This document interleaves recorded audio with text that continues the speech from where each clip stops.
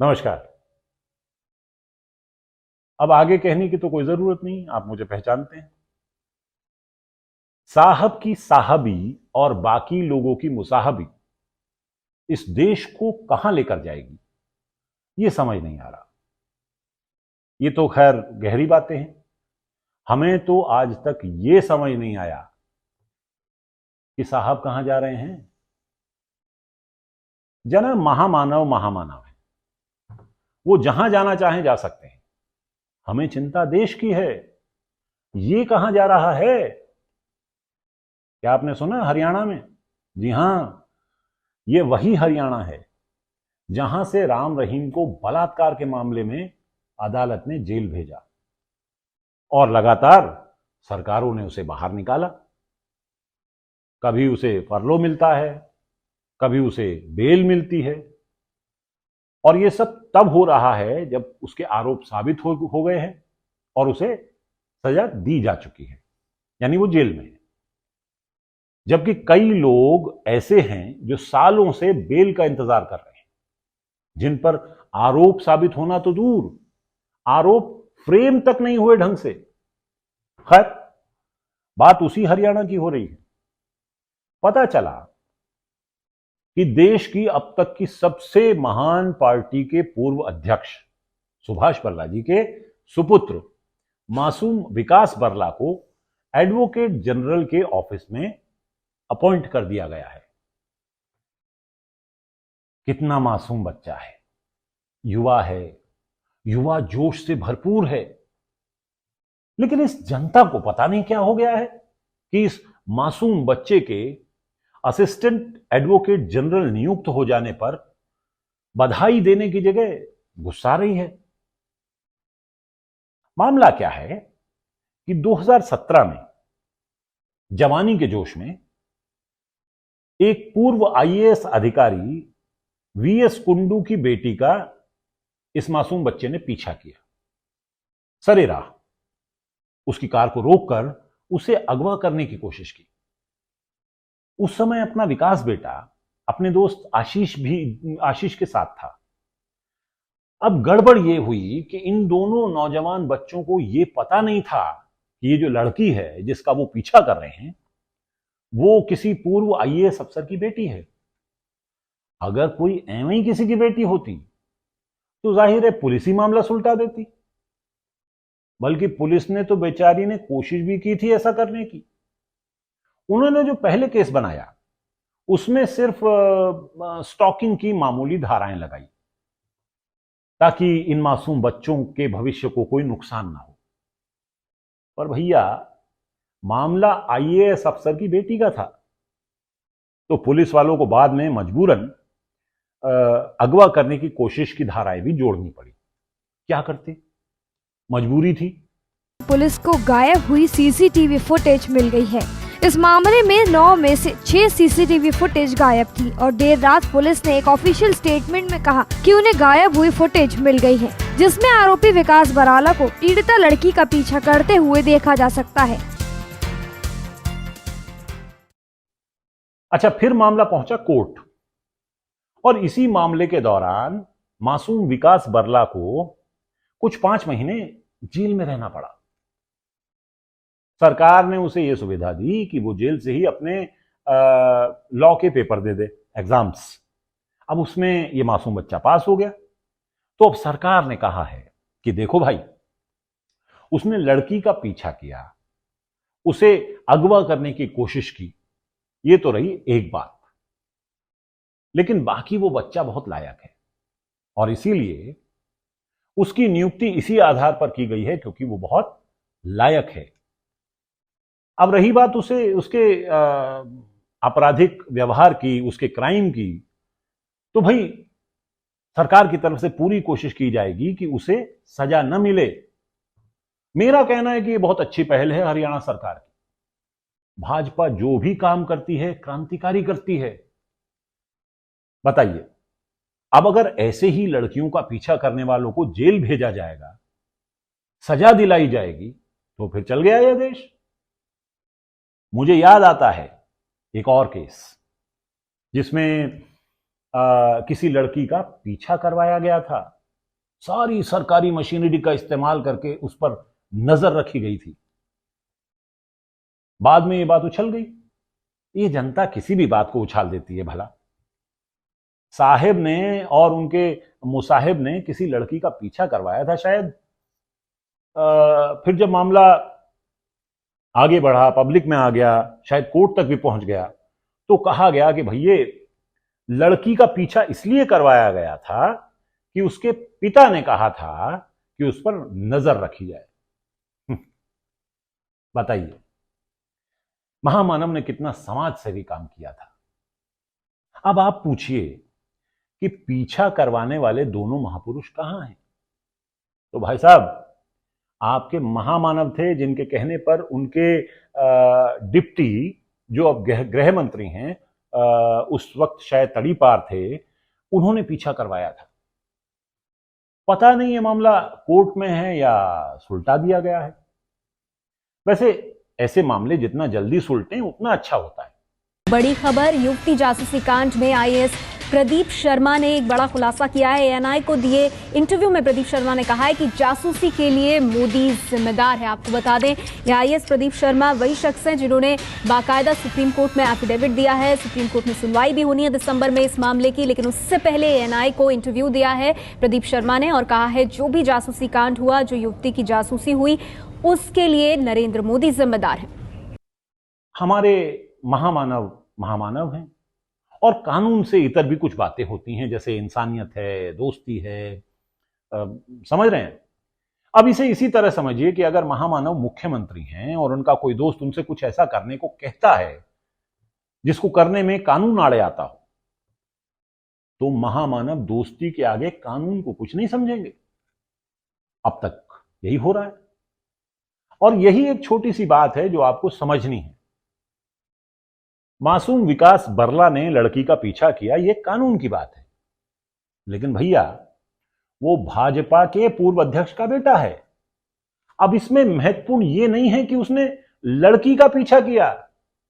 इस पूरी इक्वेशन में उस मासूम बच्चे का भाजपा के पूर्व अध्यक्ष का बेटा होना सबसे ज्यादा महत्वपूर्ण है। आप बेकार कानून को बीच में ला रहे हैं। वैसे मैंने सुना है कि किसी भी सरकारी नौकरी के लिए यह जरूरी होता है कि आप किसी अपराध के सजा याफ्ता न हो। भाई, संवैधानिक पदों के लिए तो यह पूर्व शर्त होती है, यह मुझे पता है। यदि किसी अपराध में आपको लिप्त पाया जाता है तो अच्छी खासी लगी लगाई सरकारी नौकरी भी चली जाती है। अब मुझे यह नहीं पता कि ये जो सुभाष बरला जी के मासूम बच्चे विकास बरला की नियुक्ति हुई है, इसे सरकारी नौकरी की श्रेणी में गिना जाएगा या नहीं। वैसे तो और भी रास्ते हैं। मेरा तो यह मानना है कि सारी गलती पुलिस की है, जिसने तभी का तभी मामले को निपटा नहीं दिया। सुभाष बरला जी जरा इस बात पर ध्यान दें। दूसरे, पुलिस को क्या जरूरत थी केस दर्ज करने की? क्या उसे पता नहीं था कि यह मासूम बच्चा, जिसने सिर्फ एक लड़की का पीछा करने की, उसे अगवा करने की कोशिश की है, वो भाजपा अध्यक्ष का मासूम बेटा है? भाई, इस मामले में तो यही कहा जा सकता है कि पुलिस को उस मासूम बच्चे को सहूलियत देनी चाहिए थी। इस लड़की को डरा धमकाकर उसे एक बयान निकलवाना चाहिए था, दिलवाना चाहिए था कि उसने जानबूझकर मासूम विकास बरला और उसके दोस्त को कहा था कि वो उसका पीछा करें और उसका अगवा करने की कोशिश करें। ये पुलिस को इतने सालों बाद तक भी ये समझ नहीं आया कि उसे काम कैसे करना चाहिए। आखिर वो एक आईएएस के दबाव में आ गई और इस मासूम बच्चे विकास बरला पर केस दर्ज करना पड़ा। अब देखिए, पुलिस की इस नकम्मता का नतीजा इस मासूम बच्चे को झेलना पड़ेगा।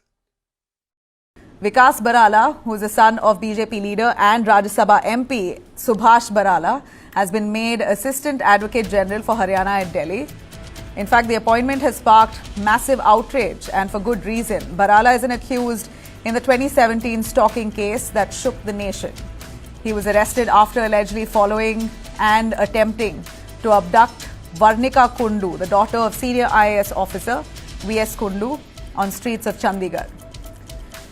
We believe that he spent 5 months in jail and is still facing trial under charges of stalking, of wrongful restraint and attempted abduction, and even drunk driving. At that point, when he was arrested, it became a national debate on women's safety and abuse of political privilege.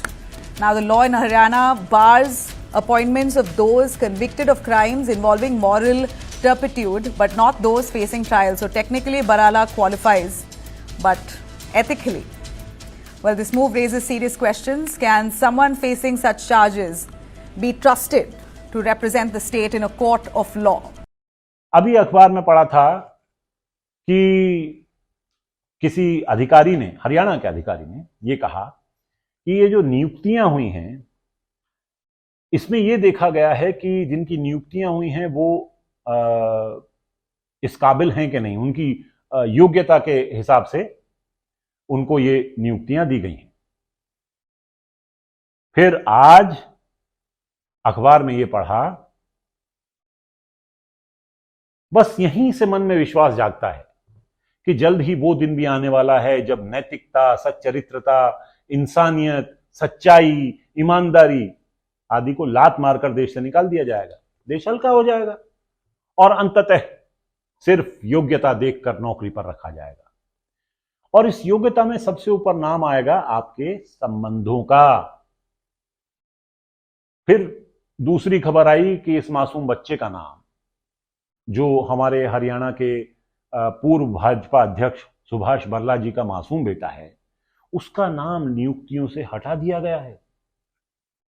बताइए ये कितना अन्याय है।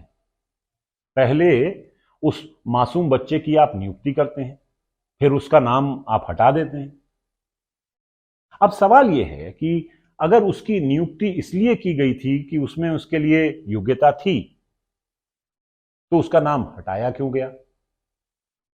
और अगर हटाया इसलिए गया उसका नाम कि उसने ये अपराध किया था, तो आखिर आपने उसकी नियुक्ति ही क्यों की थी?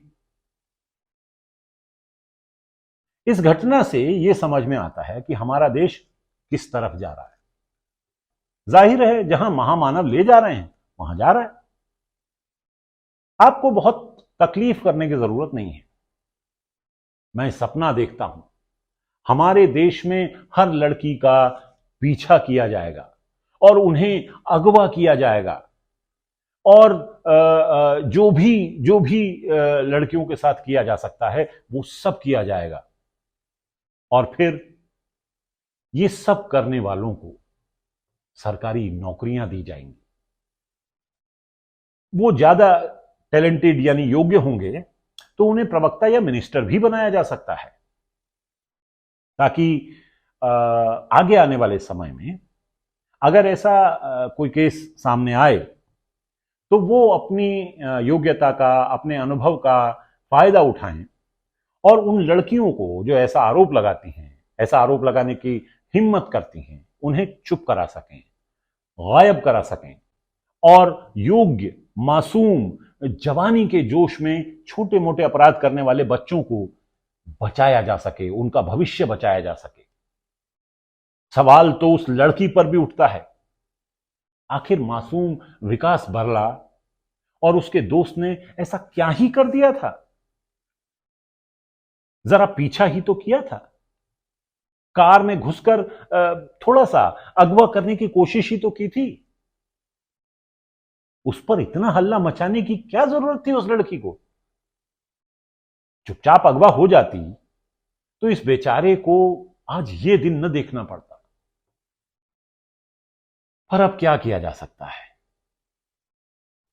मुझे गुस्सा आ रहा है दोस्तों।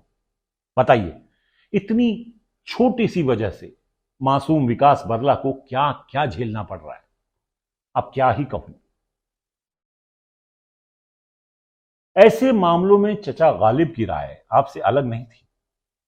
उन्होंने कहा था, मतलब ही क्या रह जाएगा तेरी पार्टी में आने का, मतलब ही क्या रह जाएगा तेरी पार्टी में आने का, यूं जरा सा मेरा बेटा अगर क्राइम भी ना कर पाए। गालिब भी, माफ कीजिएगा, यही मानते थे कि कमल पार्टी में आने का सीधा मतलब था कि आप जो भी करें वो राष्ट्रहित में माना जाए। खैर, अभी तो आपसे यही उम्मीद है कि आप चैनल को लाइक और सब्सक्राइब करें और शेयर करके जन जन तक इस अपील को पहुंचाएं कि भाजपा के मासूम अपराधियों को जरा बेहतर सुविधाएं मिलें। बाकी सब ठीक रहे, इसकी आशा है। अगर आपके साथ कोई अपराध हो, कोई भी अपराध हो, तो पुलिस में जाने से पहले एहतियातन ये देख लें कि अपराधी भाजपा से ना हो, वरना आपकी खैर नहीं, बाकी आपकी मर्जी। नमस्ते।